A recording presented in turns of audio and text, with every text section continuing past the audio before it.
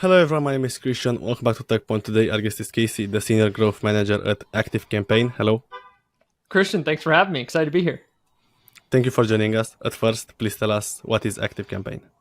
Yeah, so ActiveCampaign is a marketing automation tool. We essentially have the ability for you to run all of your email flows throughout your business, whether that's your newsletter, your onboarding. It also has a full CRM product, so to manage all your kind of relationships, and it has a landing page tool, so you can actually do the lead capture side of it. So it's all three of those products that we offer under one hood. What are the biggest challenges that businesses are facing and you are solving with the product? Yeah, great question. So I think that a lot of businesses, when they start out with a basic email tool. And there's a lot of awesome products on the market, ConvertKit, the MailChimps, the Beehives, there's a ton of them. And those function really well to help people start to build out that first newsletter. But businesses often reach a certain stage where they need more integrations that work in natively. They're maybe using one tool to run their CRM. They're using another tool to run their email tool, and that becomes kind of disjointed. So typically we serve SMBs, so we serve small businesses, but we find that there's that kind of next level of sophistication after someone started with the basics, and that's where ActiveCampaign really shines in the market. We have 180,000 plus customers, and the majority of that, about 80 to 90% of that, in the SMB 10-person, 20-person, 50-person teams type of deal. And now you're looking to get into more SMEs, I guess? Yeah, I mean, so ActiveCampaign, as we continue to grow, obviously, like with a customer base this big, we serve like a wide array of customers, but we tend to say that we really focus on kind of like the high S side of SMB, right? Because I know these terminologies can be a little bit nebulous. So that's why Yes. I kind of mentioned the 20-person, the 50-person, 100-person company. That's more of our focal point versus say like the solopreneur or the 2-person company might be a little bit Right. small for us. And do you have some industries or stuff like that, or is it for any SMB business? Yeah, for sure. So we kind of serve across the gamut, but I would say 3 of our largest industries are e-commerce, B2B SaaS, and creators. So those are 3 of the largest segments. But as you can imagine, with this many customers, we have thousands of people in the charity and nonprofit world and all sorts of other industries that kind of fall in between those lines. Okay, thanks for sharing. What are the top features that customers love? Let's say top 3. Yeah, for sure. So I think number 1 is our CX app marketplace. So we have built in a ton, hundreds of pre-built integrations. You don't need any middleware. You don't need any outside parties. You can just plug your tools directly into the system. I think that is a huge feature that a lot of people leverage. I think number 2 is dynamic content is huge, meaning that you can have tags on different people in your audience and you can send one email, but that one content block could show up 5 different ways depending on that person's identifiers. So you could have one block that shows a certain way to e-commerce customers and another block that shows the exact same email, but shows different content to a B2B SaaS. So I think that dynamic content feature is definitely something that's also heavily utilized.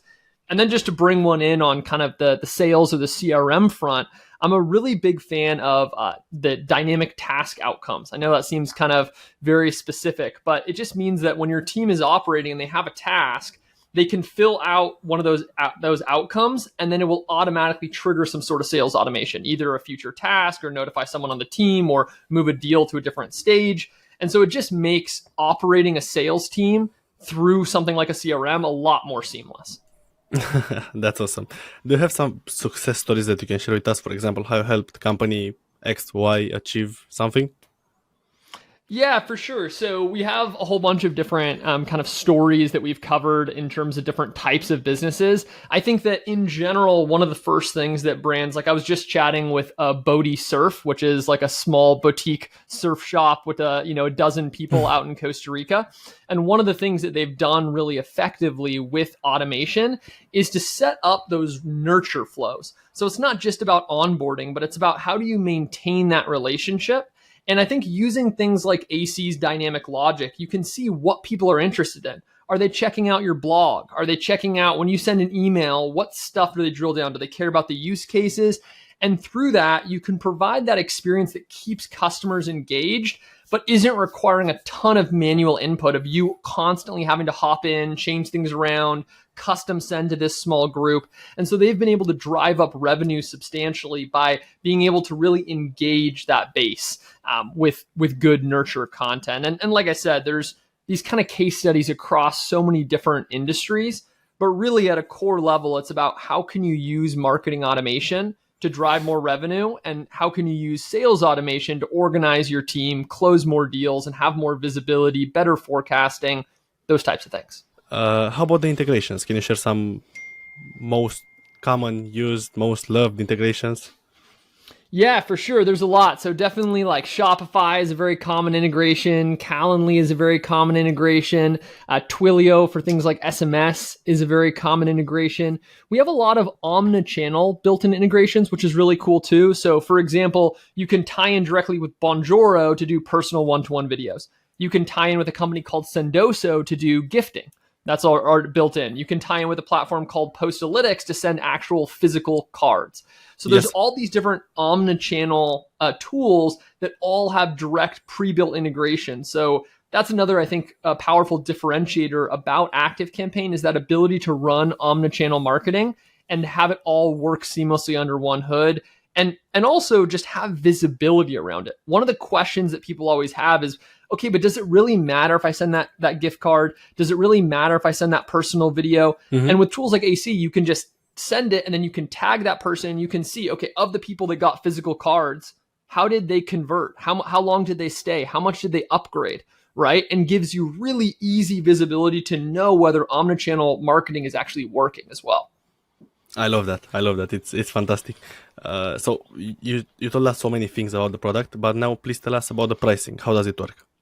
Yeah, so we've moved to multi-product. So essentially the way that it works is you have three choices. You can either get the marketing stack, you can get the sales or CRM stack, or you can get both of them bundled together.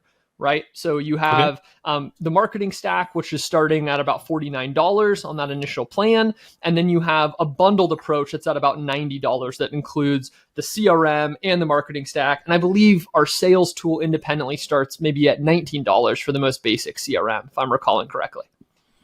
Okay, that's awesome. How about the market? How competitive is it, and how is AC different from the rest? Yeah. So, I mean, marketing automation is incredibly competitive.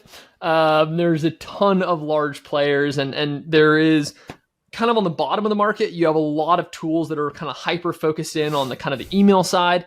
And then in middle market, you have a handful of tools that are kind of doing this like all in one. So tools like us, tools like HubSpot, tools like Keep, they're all kind of in that like, hey, we're going to do a bunch of stuff. You're going to have landing pages, and you're going to have CRM, and you're going to have email.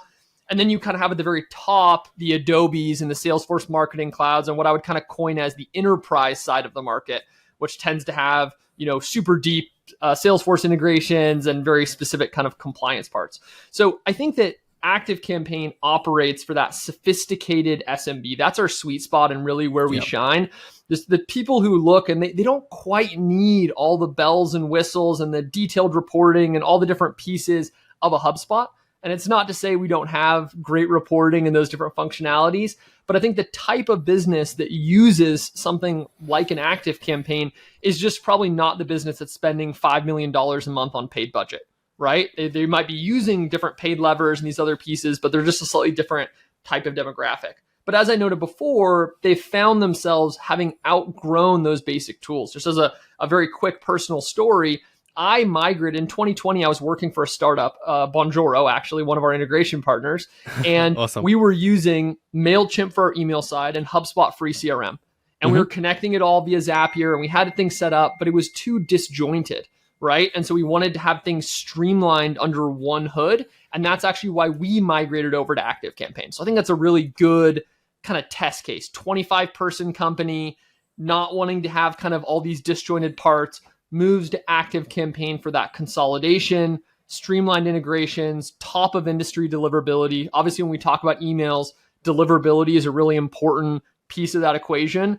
And repeatedly from Email Tool Tester and tons of other third-party sites, ActiveCampaign has come out number one in deliverability. And there's a number of reasons behind our infrastructure, our dedicated deliverability team, our compliance stuff that's helped us get there. But I think for people that are looking to make sure that their stuff is landing in inboxes, that's also a really strong differentiator we have as a brand. Great answer. Thank you so much. Now I want to ask more about the company. What is the story exactly? Yeah. So this company has been around for 20 plus years, right? So it is definitely has a lot of momentum going back to, I believe it was 2003 when Jason founded this. This was before SaaS was even a thing, right? So this was actually being sold initially as on-prem software, $30 Really? a pop, one-time sale. It was a totally different world Wow. back then. And back kind of in those early stages, it was all just about discoverability. So it was, hey, how can we get listed in certain directories? And then also just customer obsession. You know, Jason, our founder, was sharing some stories about how he had it hooked up on his computer where anytime someone would write in after hours, it would ping him. It would make like a buzzing, like dinging sound in his room, in his apartment, and then he would rush over to interact with customers. And so I think that we see that from so many top brands, just that customer obsession and not having any ego. It doesn't matter if it's a $30 purchase, you are going to get in there and you're going to make sure that that person finds success. So I think there's a lot of that DNA in the early stages. And then as we grew, there was, you know, all sorts of different motions from the PLG motion, ActiveCampaign. I was actually just posting today about one of the parts of our success was going global early.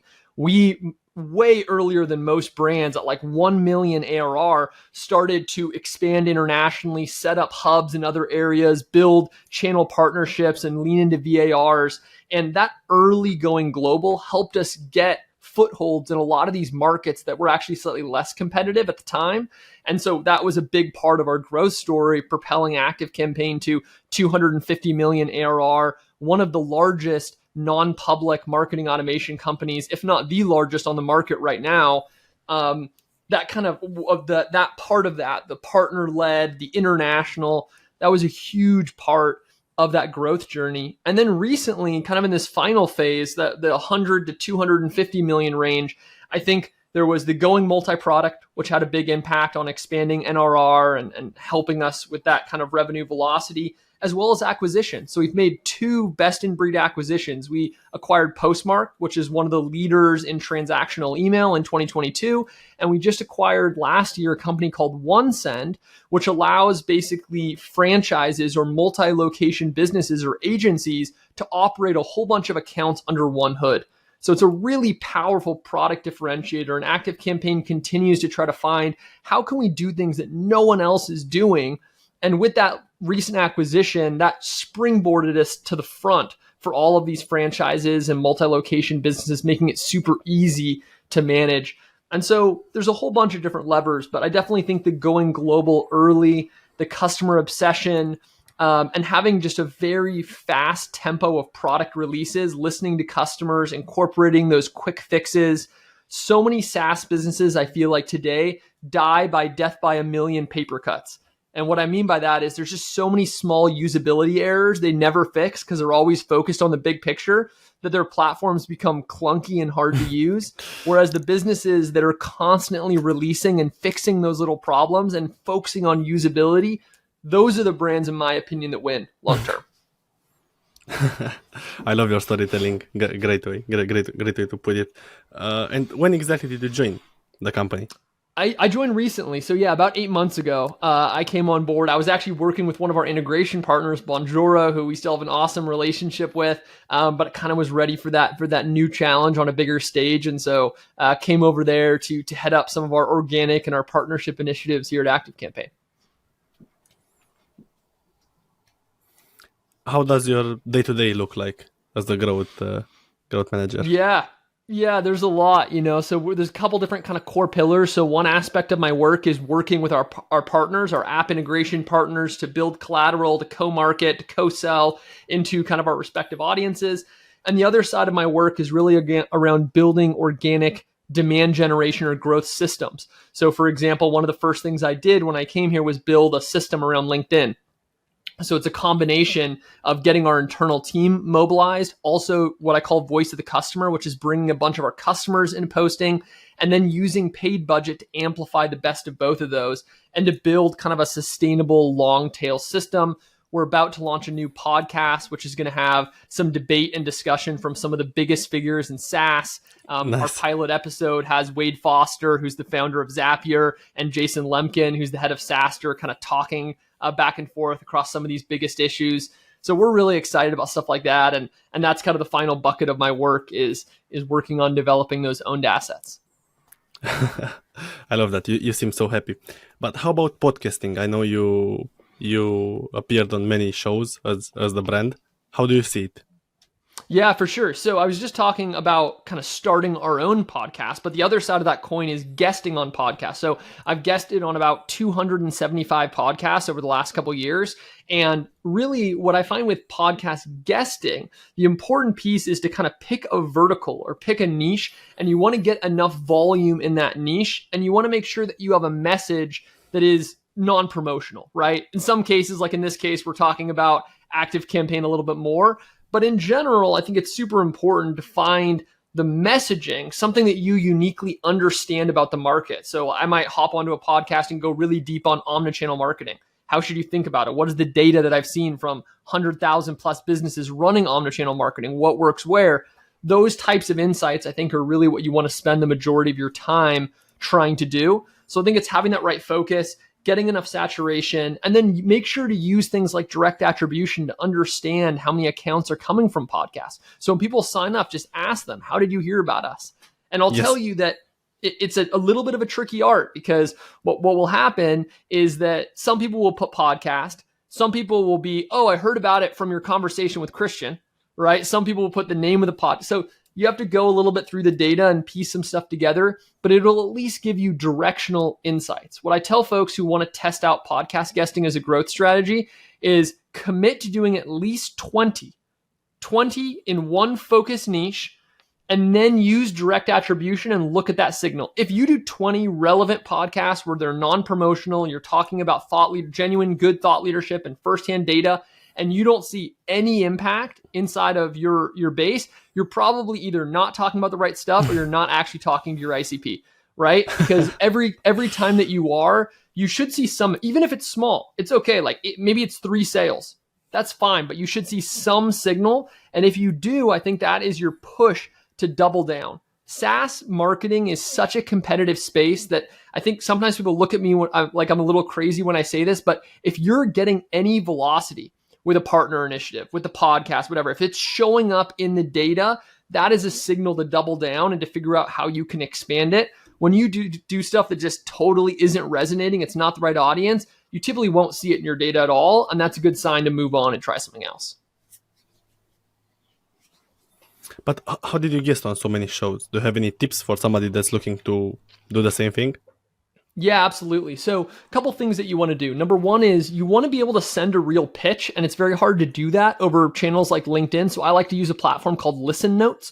Listen Notes is a database of podcasts, and it allows you to actually search by specific terms. So I could search, SaaS onboarding or trial conversions or SaaS pricing, SaaS churn, all these topics that I might be able to speak to based on my experience.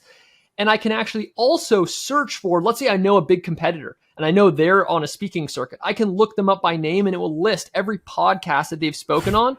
And I can reach out and say, hey, I can provide, a little bit of a maybe different perspective, but I know that they're interested in that kind of core type of conversation. So I think that's one part. The anatomy of a good pitch from my perspective is broken down into 3 parts. The first part is a personalized hook.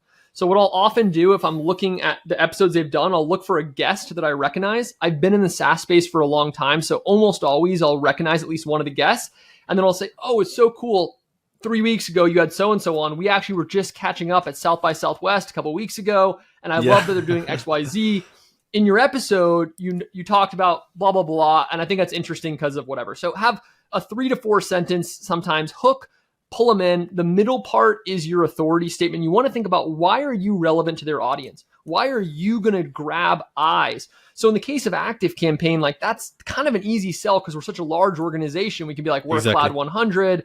We can get this. We can help send this in an email blast out to 1 million people. Like we can really sell why we'd be valuable to theirs. The third part, and this is something I think is super important, is suggest specific topics. So a big thing that helped me land more people is when I said, I can talk in depth about this, this, or this.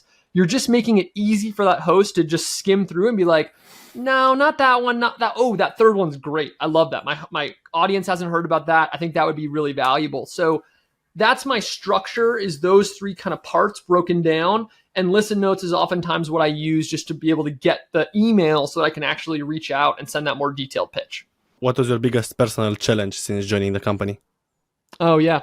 Yeah, great question. I think really the biggest thing is I've lived in startup land for the vast majority of my career. Almost all the SaaS companies, I've been in SaaS for 12 years, but almost all the SaaS companies I've worked at have been 150 or less employees. So going from that to a 1,000-person company, there's a lot of organizational changes. You hop in and, when I came into marketing, there's a head of brand, there's a head of affiliates and partners, there's a head of content, there's a head of life cycle, there's a head of paid, it's a complex structure. And so there's more stakeholders, there's more figuring out buy-in.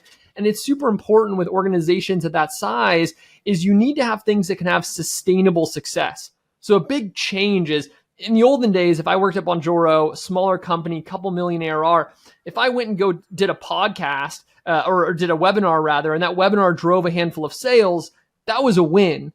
But now in a larger organization like this, it has to be something that's repeatable. It has to be a system that you can build and that you can layer. It can't just be a one-off type of thing. And so I think there's been really an evolution of my thinking of how do we build systems and how do we build things that continue to stack up and provide that long tail benefit. And so a lot of the investment and things that we do are around building that sustainable long tail. But I think that's been one of the biggest adjustments and biggest things that I've had to kind of evolve my thinking around, has been navigating that larger org and being able to find those channels that are going to pay off 6 months, 12 months, 24 months from now. Awesome. I'd love to know how you started your career, basically your personal story. Yeah, my personal career has been very interesting. I've been in SaaS for a long time. So I kind of started all the way back in college. I was started at a company called Tekpon that got acquired by SurveyMonkey. And that was like my first foray. I started in sales. So I was actually in SaaS sales before I was in SaaS marketing, and kind of cut my teeth there. But then also I started getting heavily into consulting.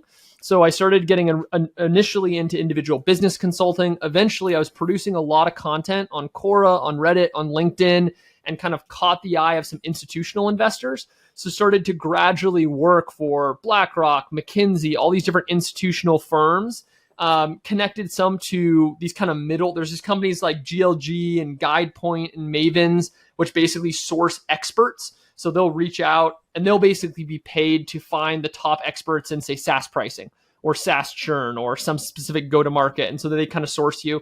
So I started getting kind of involved in that world. In 2018, I launched a Kickstarter that 800% funded. So I started to learn some of these principles myself. It was a board game called Archon, Arkon. And so I started to learn some of these e-commerce tactics. First crowdfunded it, then sold it directly on my website with that Shopify. And then actually went through a retail motion where I sold it into small local gaming stores. And so that was a great lesson. A lot of these things I was teaching other people. I got to practice with my own dollars, my own ad spend, my own PPC/SEM efforts. So that was an adventure. And then outside of that, I started to get into teaching. So I've taught at several universities. In April, I'm actually teaching at Stanford Extension, a class around demand generation. So I started to take some of those same principles I was learning in my job and in consulting and translate those into teaching. So kind of a couple different plates up in the air, but that's a little bit of it. That's amazing. Wow. But what motivates you to do so many things? You have an amazing career. Yeah, thank you so much. Yeah, I mean, I think there's two kind of components of it. Number one is I try to find things that kind of cross-pollinate. And what I mean by that is that it's like what I'm doing in my day job is what allows me to be a top consultant. And then also all of that knowledge that's accumulated is what allows me to teach in an effective way, because I'm not teaching theory, I'm teaching from practice. So I think part of that is that overlap. And I think part of it is just in a general rule is looking at kind of opportunities that come out in front of you. Right. I think that for all of us, you can have your blinders on, but the world is changing so fast. I have friends in industry. I haven't gone down this rabbit hole, but I have friends in industry who are now making tens of thousands, close to six figures from influencer marketing. This is this new thing. Suddenly brands are like, we'll pay you $2,000 for a post. We'll pay you, X dollars to do these different activities. And now there's these new revenue streams. And so I think that the biggest thing I would tell folks, and it's the same thing, I talk about AI all the time, and it's the exact same advice, is just be aware of the changes and be open to the experimentation, be open to learning new things, taking on new challenges.